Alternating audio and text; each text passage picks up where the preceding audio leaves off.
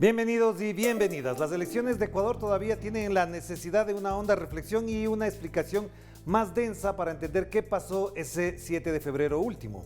Uno de los temas no abordados aún es la reemergencia de la socialdemocracia con la izquierda democrática y su candidato presidencial Javier Hervas.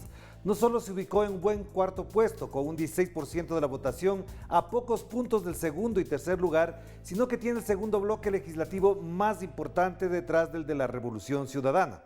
Por eso queremos conversar con el presidente nacional de la Izquierda Democrática, Guillermo Herrera, a quien le damos la más cordial bienvenida. ¿Qué tal, Guillermo? Qué gusto tenerlo por acá. Con gusto, Lando. Bueno, ¿cuál es la evaluación que usted hace del proceso electoral? En principio, efectivamente, es unas elecciones que de alguna manera se explican por todo lo ocurrido antes, pero también que tienen una proyección. ¿Cuál es la evaluación de la Izquierda Democrática? Bueno, hay un elemento fundamental que lo analiza nuestro partido al interior, pero también es un elemento de preocupación para la sociedad ecuatoriana. El 7 de febrero los electores acudieron masivamente a elegir a los candidatos de su preferencia para binomio presidencial, para asambleístas, y lo que hizo el Consejo Nacional Electoral en la noche fue erróneo, equivocado, y generó un manto de duda sobre la transparencia de este proceso electoral. Hasta este momento hay impugnaciones, lo que establece la ley, y que no permiten tener la certeza sobre quién irá definitivamente a segunda vuelta. Nosotros como organización política lo hemos hecho público, un manifiesto indicando que el Consejo Nacional Electoral debe implementar todo lo que establece el Código de la Democracia, todo lo que la Constitución le permite para dar esa certidumbre a la sociedad ecuatoriana para que no haya esa deslegitimación para quien vaya a disputar la segunda vuelta. Y también lo hemos hecho de manera legal, hemos presentado de acuerdo a la ley los oficios necesarios que lamentablemente han sido denegados.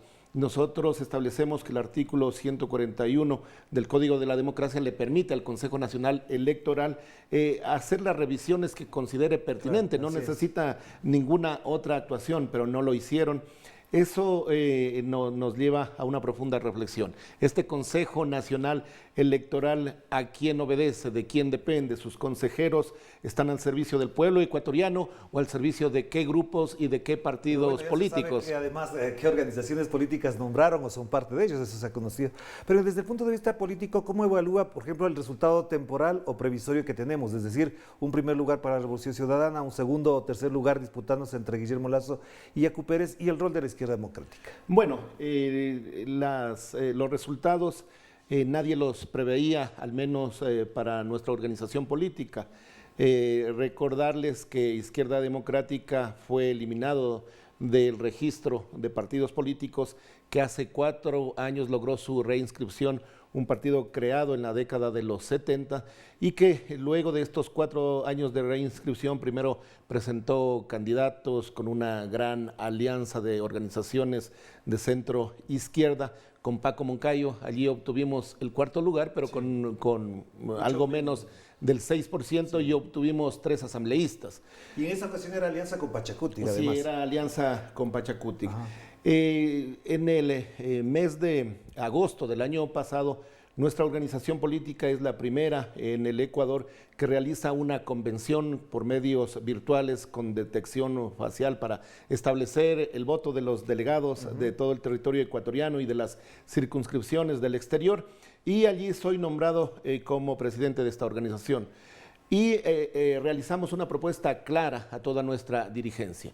Si este partido político desea llegar al poder, debemos iniciar un proceso de recambio generacional, de transmisión del mando, un partido que muestre una apertura a los ciudadanos y un partido político que presente candidaturas propias. En ese momento, pues decir... Pero el candidato Hervas no es de ustedes, es militante de en ese momento decir eso casi que era un sacrilegio al interior de la organización y fuera de ella.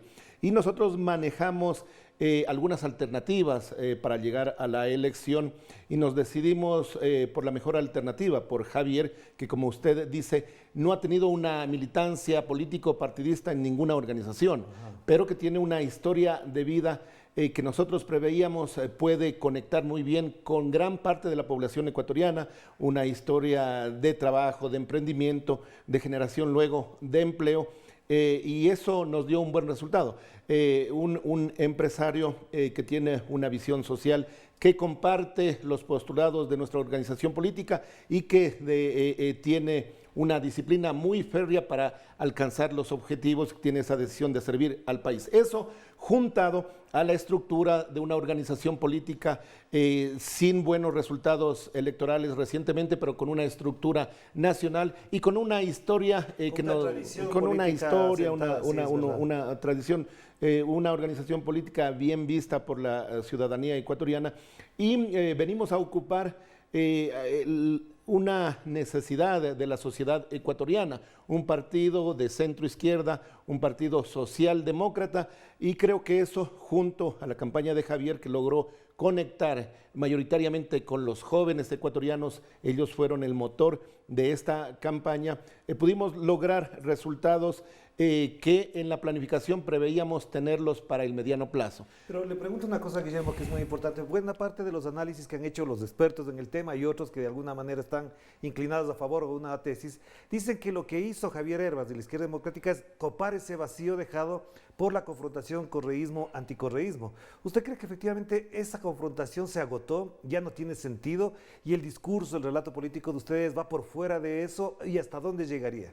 Bueno, con el respeto a los analistas políticos, ese es su trabajo y su función, pero analizar lo que ya pasó, cómo se dieron las cosas desde fuera, tiene un gran manto de objetividad, pero las decisiones que se toman en ese momento, los análisis en blanco y negro inmediatos que deben tomarse allí son otra realidad. El vacío de la sociedad ecuatoriana, de un partido, de una organización política ideológica, pero que presente una visión nueva, una alternativa, una apertura, ese gran partido de masas que hoy vuelva a reconstituirse en el partido, que represente a gran parte de la sociedad ecuatoriana y que en esa representación le hable en positivo a los ecuatorianos, que la sociedad, no solamente los actores políticos, la sociedad, todos los elementos sociales y económicos del Ecuador, demos vuelta a una página triste de los últimos 14 años, demos vuelta a una página triste también de finales del siglo pasado, y logremos los acuerdos necesarios para reconstruir a la patria, para identificar nuevos imaginarios, para reposicionar al ecuatoriano con ese amor, con ese orgullo de ser ecuatoriano, y para marcar los elementos y construir una sociedad justa, una sociedad de derechos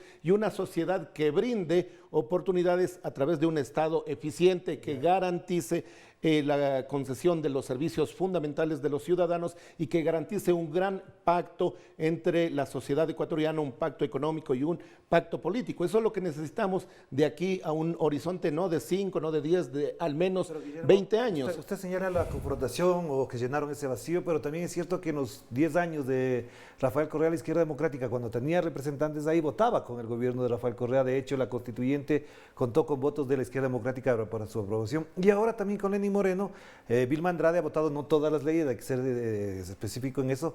Es decir, la izquierda democrática ha jugado a poder estar con ciertos temas, pero también ha estado con votos con los gobiernos de los últimos 14 años que usted critica. Mire, yo tuve la oportunidad de ser funcionario público, luego autoridad en todo el proceso del gobierno anterior.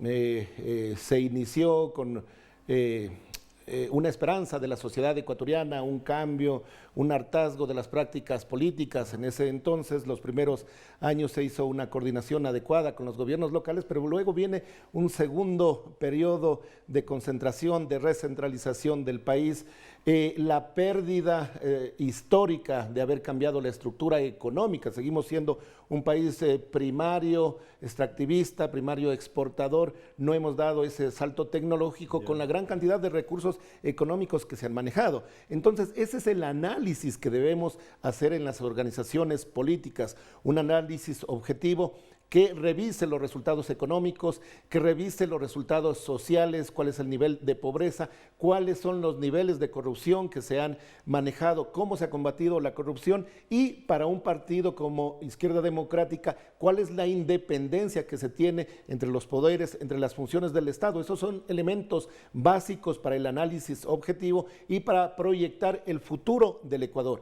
La corrupción se ha constituido en estos 14 años en el elemento negativo de cualquier gestión de los dos últimos gobiernos. Somos testigos los ecuatorianos como mientras miles de familias se debatían entre la vida y la muerte, no solamente por el tema de la pandemia, sino por el tema económico.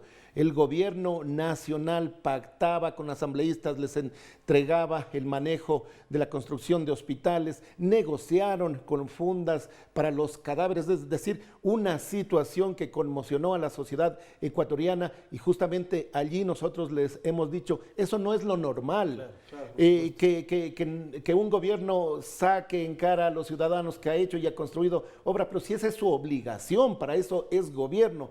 Que diga que ha construido carreteras, que ha hecho hospitales, esa es apenas la obligación de un gobierno serio, de un gobierno responsable, pero una obligación mayor es liderar la unión del país, la unificación del país, y eso no se ha logrado.